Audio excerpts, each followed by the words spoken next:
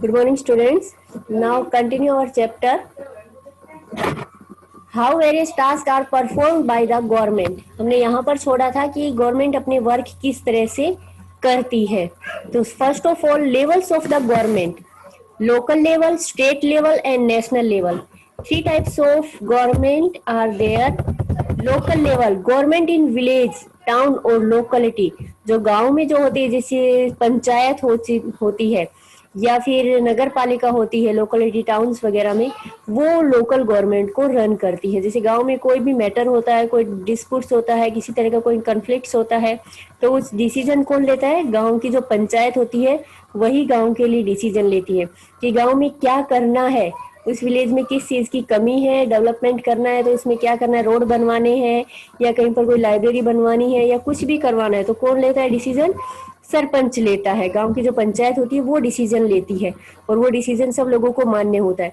सरपंच को पैसे state government देती है. ठीक है, स्टेट गवर्नमेंट के थ्रू उसको पैसे दिए जाते हैं जब भी उसको कोई वर्क करना होता है उस टाइम पर.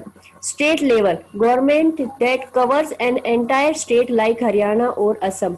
स्टेट गवर्नमेंट, जैसे हर स्टेट की अपनी गवर्नमेंट होती है और स्टेट में कौन होता है? गवर्नर होते हैं, चीफ मिनिस्टर होते हैं, बहुत सारे मिनिस्टर्स होते हैं, पूरा मिनिस्ट्री स्टाफ होता है. तो वो अपने वर्क, गवर्नमेंट बिल्कुल इंडिपेंडेंस होती है. ये local level government, state level government दोनों अपने अकॉर्डिंग वर्क करती हैं. ये इसको अगर कोई बड़ा वर्क होता है तो इनको सेंट्रल गवर्नमेंट की परमिशन लेनी होती है. अदरवाइज स्टेट गवर्नमेंट अपने आप में इंडिपेंडेंस है, वो कोई भी वर्क कर सकती है. बट अगर उसको कोई बड़ा वर्क करना है तो उसके लिए उसको जितना खर्चा होता है वो उसको सेंट्रल गवर्नमेंट से लेना पड़ता है. National level government for the entire nation, जो पूरे नेशन, पूरी कंट्री पर जो रूल करती है वो नेशनल गवर्नमेंट है. It means central government. जैसे हमारे प्रेसिडेंट है, प्राइम मिनिस्टर है, होम मिनिस्टर है, ये सब कौन है? Cabinet minister. ये सब हमारे नेशनल लेवल की गवर्नमेंट में आते हैं. उसके बाद फिर स्टेट गवर्नमेंट आती है नेशनल लेवल पर, जो पूरे देश पर रन कर रहे हैं, जिनका जो भी डिसीजन होगा, कोई न्यू कानून होगा या कुछ भी होगा, वो पूरे देश पर लागू होगा. तो ये नेशनल लेवल की गवर्नमेंट. नेशनल के बाद स्टेट लेवल, क्योंकि एक ही व्यक्ति पूरे देश पर रूल नहीं कर सकता है, गवर्न नहीं कर सकता है, इसलिए पावर को डिवाइड कर दिया, वर्क को डिवाइड कर दिया, पावर को डिवाइड कर दिया. स्टेट में अब स्टेट गवर्नमेंट के जो चीफ मिनिस्टर है, गवर्नर है, वो देखेंगे कि स्टेट में क्या करना है क्या नहीं करना है, बट उसको सेंट्रल गवर्नमेंट से थोड़ी उनकी परमिशन थोड़ी बहुत लेनी पड़ती है. तो ये 3 लेवल होते हैं गवर्नमेंट के, जिसके अकॉर्डिंग गवर्नमेंट अपना वर्क करती है. लॉज एंड द गवर्नमेंट, कानून और government. The government makes law and everyone who live in the country has to follow this. Government जो भी कानून बनाती है वो हर किसी कंट्री में रहने वाले हर व्यक्ति को फॉलो करना होता है. क्योंकि कानून कौन बना रहा है? जिन व्यक्ति को हमने चुनकर पार्लियामेंट में भेजा है, हमारे जो रिप्रेजेंटेटिव है, जिनको हम वोट देकर चूज करते हैं, वही व्यक्ति हमारे लिए डिसीजन लेते हैं. इसलिए वो डिसीजन हमारे अगेंस्ट में तो होगा नहीं, हमारे फेवर में होगा. इसलिए वो जो भी डिसीजन लेते हैं, उसको कानून बनाते हैं, देश पर लागू करते हैं, तो हर व्यक्ति उसको फॉलो करता है. Without this law the government's power to make decision is not of much use. ज्यादा यूज नहीं. अगर लॉज नहीं होंगे, कानून नहीं होंगे, तो गवर्नमेंट की पावर भी काम की नहीं है. क्योंकि गवर्नमेंट की पावर कब काम करेगी? जब लोग उनके कानूनों को मानेंगे उस टाइम पर. Types of government. Types of government में क्या आता है कि किस किस तरह की गवर्नमेंट होती है. मोनार्ची. मोनार्ची मीन्स राजतंत्र, राजा का राज्य. मोनार्ची मीन्स होता है राजतंत्र, राजा का राज्य. अभी प्रेजेंट में तो है नहीं, बट एंशिएंट टाइम की बता रही कि एक टाइप की गवर्नमेंट ही होती थी कि राजा राज करता था, राजा या रानी. This is form of government in which king और queen has the power to make decisions and run the government.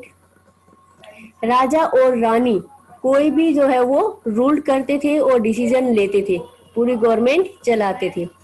The monarchs have a small group of people to discuss matter with, but the final decision making power remains with the monarch. जो राजा होता था वो लोगों का, जैसे दरबार में जो मंत्री होते थे उनकी सलाह जरूर लेता था, बट लास्ट जो डिसीजन होता था वो राजा का ही होता था. अब वो फेवर में हो पब्लिक के या ना हो, बट वो सबको मान्य होता था. Democracy and democratic government. Democracy and democratic government जो हमारे देश में अभी प्रेजेंट में जो गवर्नमेंट है उसको क्या बोलते हैं, democratic government. Democracy is ruled by the people, लोग रूल करते हैं, हम लोग खुद रूल करते हैं, यानी कि डायरेक्टली ना सही इनडायरेक्ट वे में, बट हम लोग अपने रिप्रेजेंटेटिव के थ्रू, जिसको हमने इलेक्ट करके भेजा है, उसके थ्रू हम ही जो है वो रूल कर रहे हैं। The basic idea is that people rule themselves by participating in the making of these rules, कि लोग जो है वो जिसने पार्टिसिपेट किया है, जिसको हमने चूज किया है, उसके जो आइडियाज है वो हमारे फेवर में होंगे, और वही पार्टिसिपेंट जो है, जो चूज होके गया, वो हमारे लिए डिसीजन लेगा। Representative democracies, it is type of democracy in which people do not participate directly but instead choose their representative through an election process। वही बात आ रही है, रिप्रेजेंटेटिव कौन होते हैं, जो हमें हमारे लिए डिसीजन लेते हैं, जिनको हम चूज करके भेजते हैं, इलेक्शन के थ्रू जिनको हम चूज करते हैं। Voting rights in their earliest form, government allowed only man who own property and were educated to vote. ये पहले होता था कि पहले जब हमारा इंडिया पर ब्रिटिशर्स रूल करते थे, उस टाइम पर यह था कि जिनके पास प्रॉपर्टी हो या कुछ जो एजुकेटेड हो, उन्हीं को ही वोटिंग का राइट्स होता था। बट आज़ादी के बाद, यानी कि आफ्टर इंडिपेंडेंस 1947 के बाद, सभी मेन एंड वुमेन जिनकी एज जो है वो 18 ईयर्स या उससे अप हो, उनको वोटिंग का राइट्स दिया गया। गवर्नमेंट नेक्स्ट है यूनिवर्सल अडल्ट फ्रेंचाइज। ये एक रूल है, यूनिवर्सल अडल्ट फ्रेंचाइज, जो हमारी कॉन्स्टिट्यूशन में लिखा गया है। इसके अकॉर्डिंग हर व्यक्ति को एक एज जो है वो गवर्नमेंट डिसाइड करती है, उसके अकॉर्डिंग हर अडल्ट, यानी कि अडल्ट मतलब जो अपने डिसीजंस खुद ले सकता है, उस एज में आकर अगर उस व्यक्ति को वोटिंग का राइट्स दिया जाना, वो यूनिवर्सल अडल्ट फ्रेंचाइज होता है। A government cannot call itself democratic unless it allow what is known as universal adult franchise।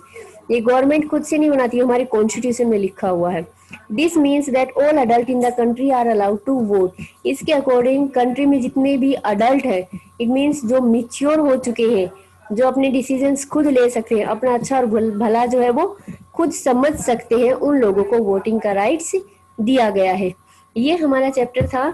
Last video में थोड़ा कट हो गया था नेटवर्क प्रॉब्लम की वजह से, इसलिए 2 वीडियो इसमें बनाए हैं। व्हाट इज गवर्नमेंट, हमारी गवर्नमेंट क्या है, वो आपको आ गया, किस तरह से अपना वर्क करती है। 3 तरह की गवर्नमेंट होती है, लोकल लेवल, स्टेट लेवल और नेशनल लेवल, किस तरह से अपना वर्क करती है। तो ये हमारा चैप्टर है व्हाट इज गवर्नमेंट।